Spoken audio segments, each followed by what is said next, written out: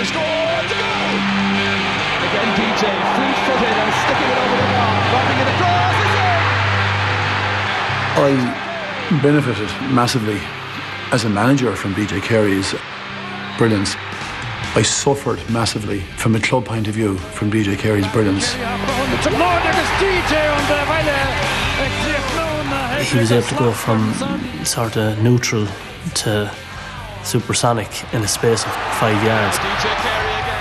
Nuair a bhí sé abalta an spás beag sin á oscail sús idir a bhéanagus an chosantóir, de go ná ní raibh críoch amháin leis agus de go ná bhí duine éigeanna gardú brat glas. I'm speaking as if the fella hadn't any flaws in his game, but I mean that's the way it was. He didn't have a flaw in his game.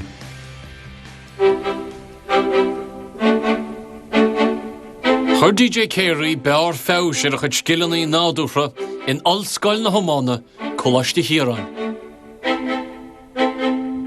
We headed into Kieran's College, and of course Kieran's College was really the home of hurling, particularly in Kilkenny at that time. And whatever about school books and school work and homework, we really went to hurl. That was our first subject, was hurling. Is cinnte go mbeadh sé gimar sinseir le Kilkenny fiúháin nuair a bhí sé 5 nó 7 bliana déag díos, ní raibh tosaí den chaidáin sin le feiceáil in éanaid ceap mé ag an ó. You could say at that stage, you know, here's just a lovely, lovely hurler, and it'll be interesting to see where he goes. Chóise go páiscin chrócaí meán fómhaid 98 le minúí Kilkenny. A glufi canis na héireann in Laochra.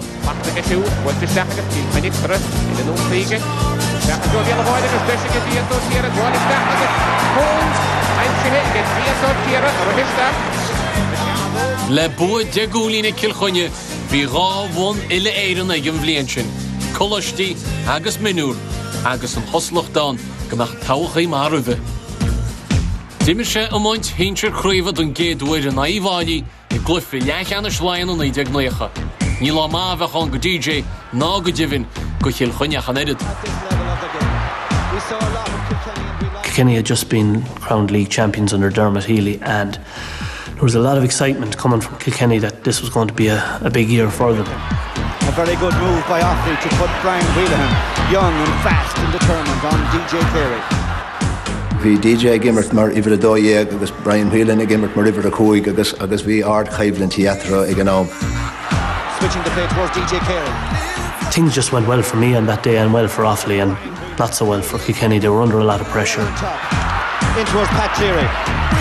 He'll have to kick this one over the bar. Pat Cleary. He kicks it into the net. Offaly were just outstanding that day. Brian Whelan, obviously, and myself, I was taken off after about 20-25 minutes. Simply wasn't DJ Carey's day. Bhí bua olmhór ag Iwáilí. Chríoch na Dermot Healy mar bhainisteoid agus in áid. Capú ír leich immertha. Ali Walsh.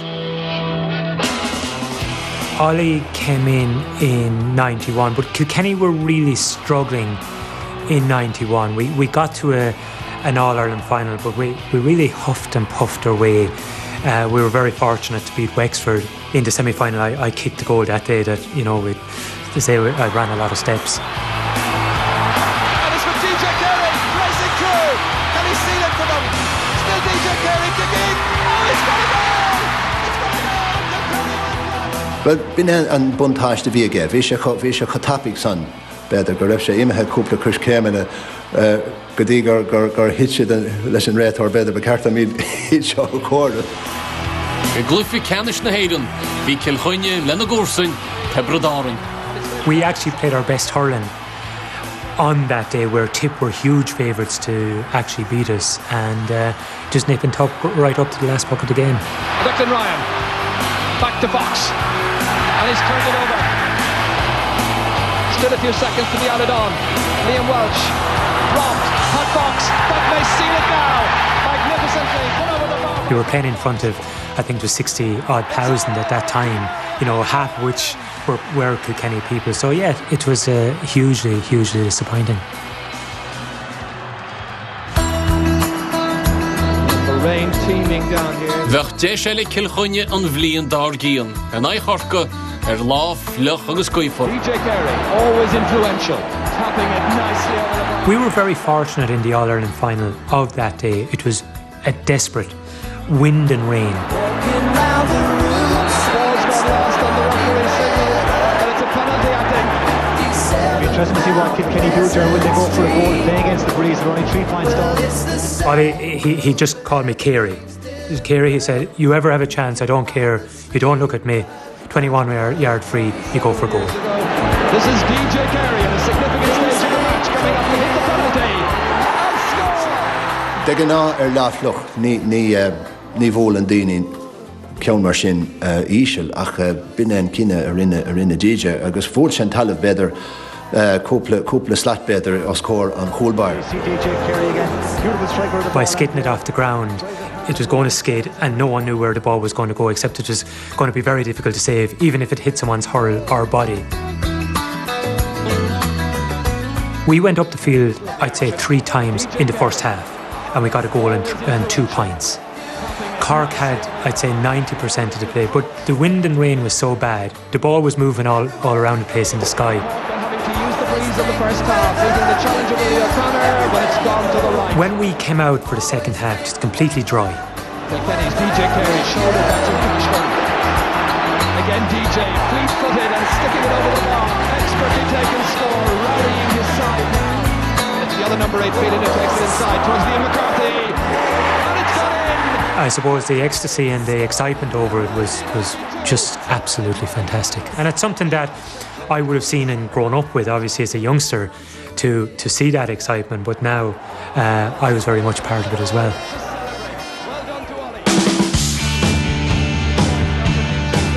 Is somí cúlín tucha daimse DJ go Kilkenny.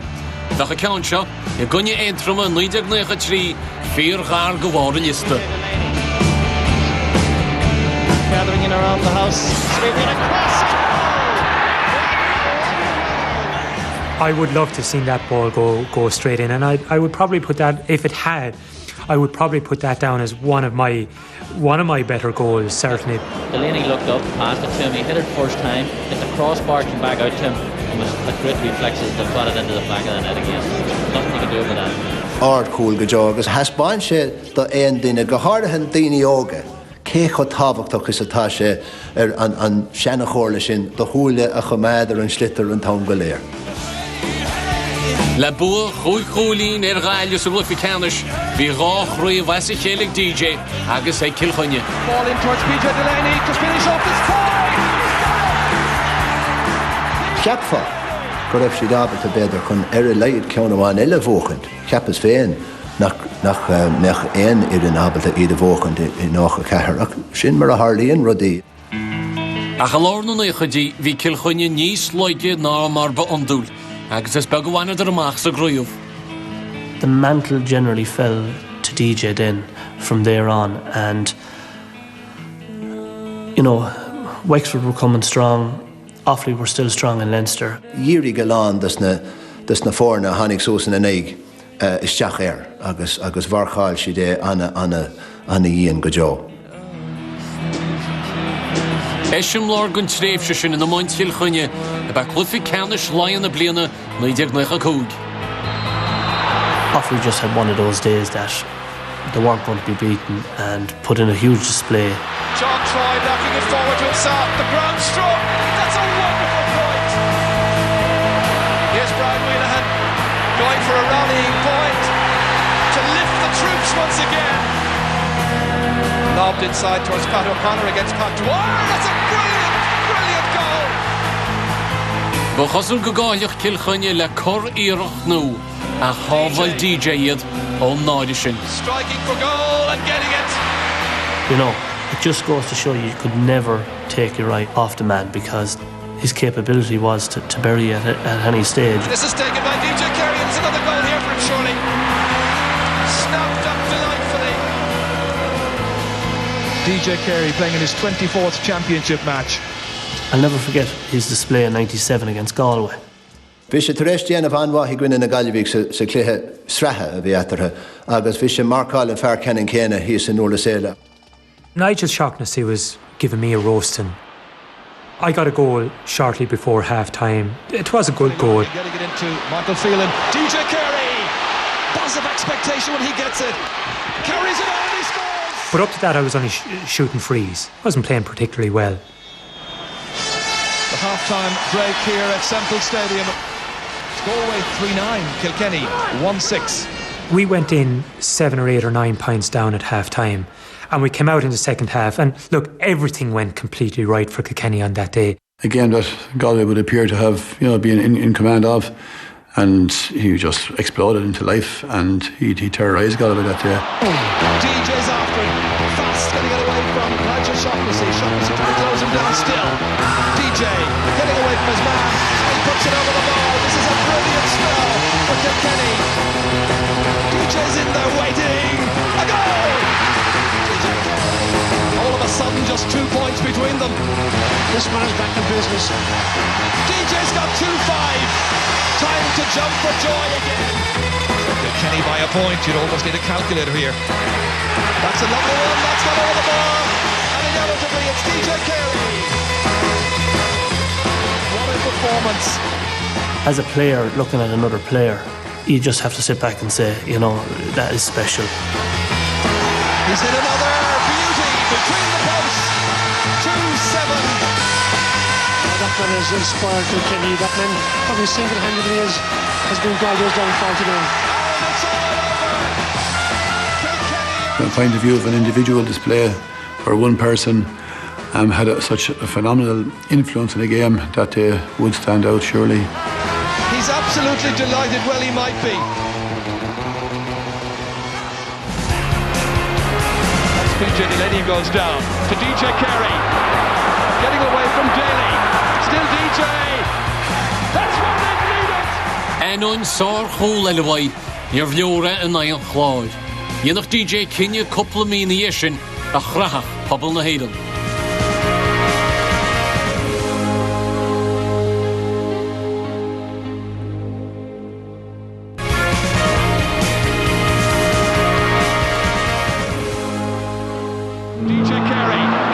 By DJ Carey an réalt ómána bhúin éirin ag tús 1998.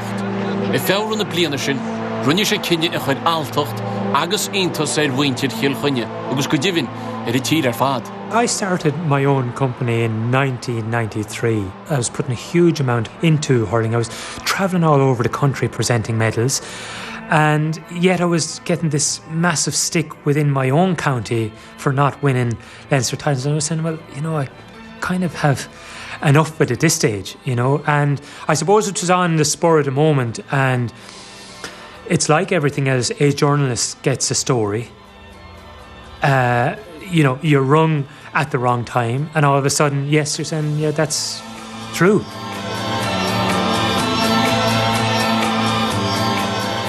Chuirse óna gachéin gur hánig smuoineh cosú lei sin dó mar bhí sé fós aclaí, bhí sé fós tapig. Níl is a ggéine chun bheith siúráilta faoi cén fá gur nearna sé cinenne mar sin. People put the impression that it was myself and the manager fell out, which we never even had a cross word. There was massive reaction. I had letters pouring in. And you know what? We all do stupid things at times, and I think that was one of my more stupid things, certainly in my life, was, in the middle of a career that I did make that decision. But you know what? Thank God, I was persuaded to change my mind, and thank God I was asked to change my mind, because I'm sure many players, made a decision at that time, to give up hurling, big club or county or football, and were never asked back. But certainly he would have been just a phenomenal loss to the game, not just to Kilkenny, but to the game.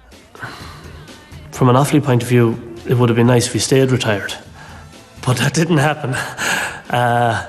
Well, absolutely gobsmacked, and I suppose as a hurling person, delighted that he did change his mind and did come back.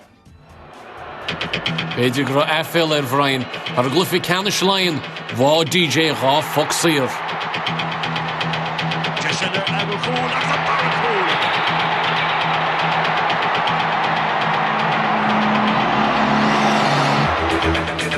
Roshiad Cluffy Canish na Hayden áte Roshiad a fánach le buiteirí an sagad trí chlufe in Dríháilí agus a chlár.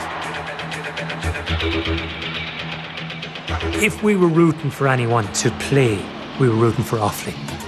Because I think we felt we would have had a much better chance. I think, Clare were very strong at that time. And I also think that most teams will, whether it's club or county, will always be looking for the lesser known team to play in the next match. And, there's no point in anyone saying we don't care who we play. You're always looking for a team who you think are not as good as the other. Ashley in here towards Eredy, the man who got the goal earlier on. Coming forward again, missing it this time. Ní mar a híltir a bítir mar sin hain. Agus bhainní bhailí díaltas amach ar chlufi Canis Lion. In sin, Capú Bannister nó, Brian Cody. From a point of view of man management, he was very good. Now, I always remember him coming to me and he was saying, look, we have Henry, and he's a young guy, and we'd love to give him a bit of confidence, and would I mind if he hit the freeze? I said, Brian, I'm absolutely delighted. Never liked hitting the freeze anyway. I was always forced to hitting freeze, and if there's a guy who can take over from me, hitting freeze, I would be too delighted.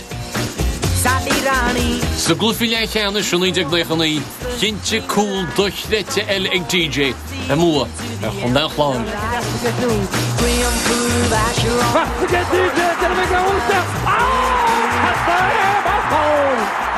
Ní raibh lán chóirí in éireann ag an óm chomá le Lóchan. Agus éon duine a bhí ábalta ar an géadál sios bre ar an slitter, san éir, agus an sin teach den nús, agus dul haris, agus an sin an cúil a scóráil. Tá lá mór éibre déanta got nó éirí an lete sin í aanamh ceapan. Get on now, Hanfeen!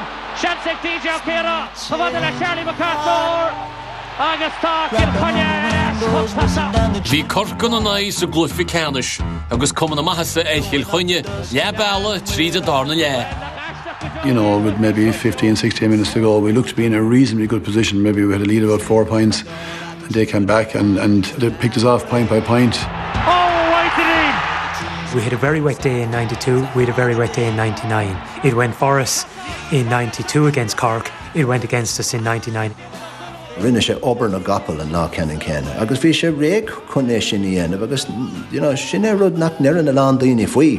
Bhíonn siad a súil leis na scóir na spéachlíochta leit mar deirta, na flashy scores uig an Tom Galéir, ach rinne sé dhíthile ar son na Led Zeppelin lá ceanna ar Eric Don Craig a bhreith ló. Agus táí ar fórin ó DJ O'Keara. Blian na mílíse, clufi Canis eile agus Tanas, asan mná I Kilkenny. Huge pressure. Like we were going for the dreaded 3 in a row of losses. Well, Pat Fleury bhí Ganis Harry Váilí. Tá sé anna dhechar pleanana a chuirí gríoch nuair a bhíonn tú a déileáil le lead comá le DJ, agus fuair sé cúil lua go leor sa cluiche. Agus tá seansach seo ag DJ! Agus sin cúil! Bhí luach I bhd níos fearr ná trí cholíní ar cúil mar sin, agus nuair a fuair sé iad an cabhar agus an spreige a thug an scóir sin do Kilkenny. Bhí mé ábalta iad a eáil agus an brú ag titim dí. Céirna mí ar siúil an sin excitement wheelhead, se leis Shetland! Agus táisí sa goal! People had been saying, that DJ maybe hadn't delivered in Ireland finals. I never went along with that in the slightest. And here he was, leading the way. DJ Carey. A Bosch dip. Hannig an count son amach go DJ Visha muhir an glíhan agus deirig leis brethir an slitter agus an sin sciúrse agus hitse an talamh agus cé go raibh cosantóir ag teachtasteach beidir contactla chuiristeach ar bhí sé ábalta éiríd an talamh agus spásaí aanamh do féin. Hits DJ in a hood of Dainisha agus sinnéireach díntach. Things were going so well for Kilkenny. I think if I was blindfolded at that time, I would have scored.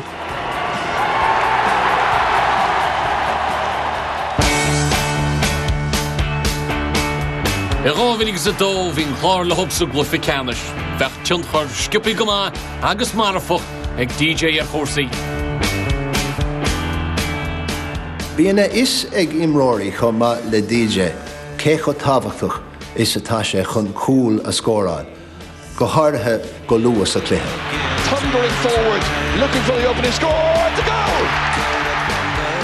You know, it was one of these goals that I would be critical of any forward if they weren't in there. So that's where you should be. You should be on the edge of the square. Worth looking at again. Genius amach. Nor a Irene leis scorna mar sinna hall, you know. Bí a sort go raibh tuáin chuní de eicáil bio. Agus bhéadóch an tas leis an scór míúteach seo sa dána le. After him there was Ollie Baker. DJ steadying himself, turning it in beautifully and putting it over the bar. Has bain sé an sort an choframíocht a bhí a gcéhins na chusa an sort smacht a bhí a gcéthir an slitter bhí gachrú dán. Ceann na cholíní beidir is fearr a scóráil sé I barcha crochaigh agus scóráil sé cuidbad a cholíní ann. If we were in trouble, I would have been heading straight for the goal. So many people say from behind where they were looking at me face on, that it looked great. Yes, it did. But did I set out for that to happen? No, I didn't. Just one of these exceptional players doing what appears to be something exceptional, but to him it's just straightforward.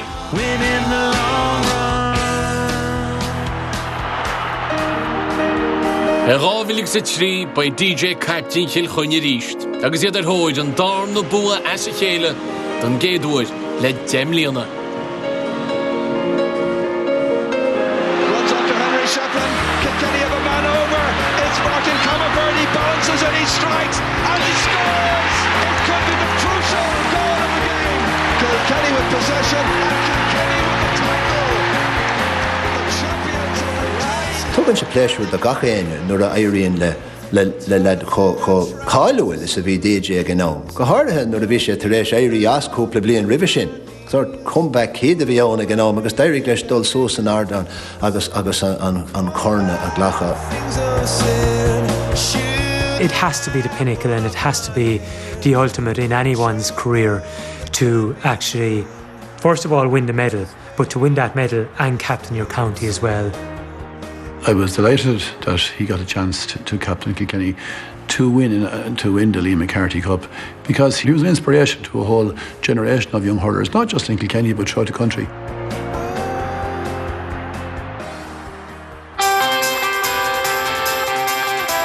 An bhliain dar gíon bhín tríú craobhwahab ach leis orban ai chorca atá Harbh bródú les DJ Chuneal Fála chláir na scóil. You know, Cork will take great pride, but I take great pride in the fact that Cork take great pride in holding me scoreless. Chlufiú lechanis na héireann rábhilg sa cúgan na gaiileheh, lá dearnach craobh DJ. Ag glufa a bhí curthar míle le scóranna, bhí bua cúlháin ag fir an iarfir.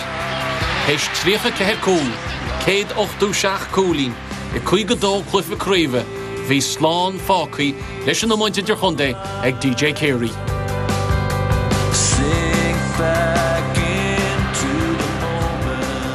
The one record that I'm very, very, very proud of, is I've never been booked or sent off in a game.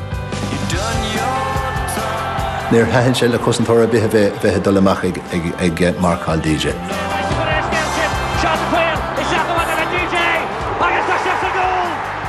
I don't think there was a forward ever better than him.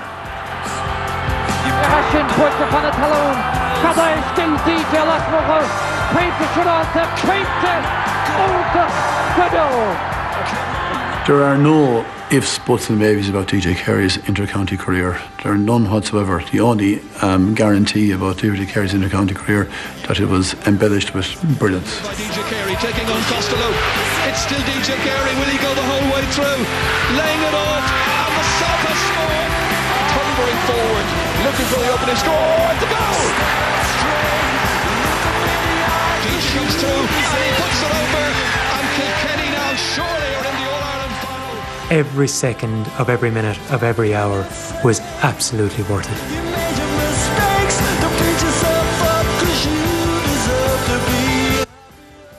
Malachanish a gan the while Clushmut scale Nicky Kelly a dinu ego red egos his couple of fogra. Agus dirach na hier sin bin Maria Chapagul Walter Og togal druggy Breaking Bad and noch their TG Cahas.